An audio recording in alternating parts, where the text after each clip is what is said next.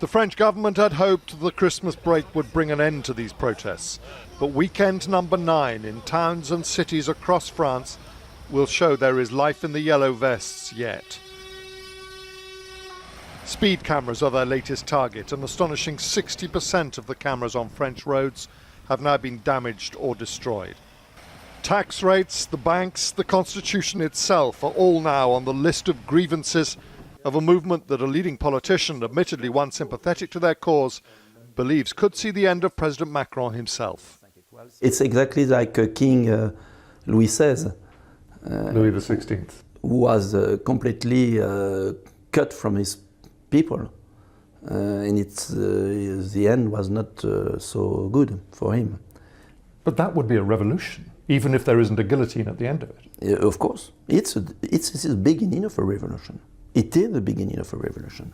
And true to revolutionary tradition, it's the violence that's keeping the protests in the headlines across Europe. Last weekend, it was a former French cruiserweight boxing champion whose vicious assault on a policeman has dominated the news here ever since. That incident on this bridge sparked an impromptu test of public opinion. People started raising money for the boxer d'Étanger, currently on remand and facing jail. It raised 150,000 euros or so before the authorities stopped it. In response, though, ordinary French citizens began donating to the police, and that raised 10 times as much. But the headlines have reflected the overriding emotion here. When will this end? The police put the blame squarely on a small minority. The gendarmerie knows, says a spokeswoman, that people have infiltrated the yellow vests purely for vandalism and looting.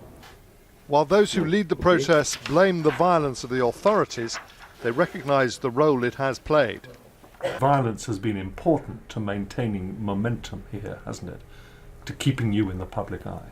Nous appelons à être pacifistes. We want to be pacifists, he said, but that doesn't mean that one day, perhaps, we won't be forced to put up barricades like French history teaches us.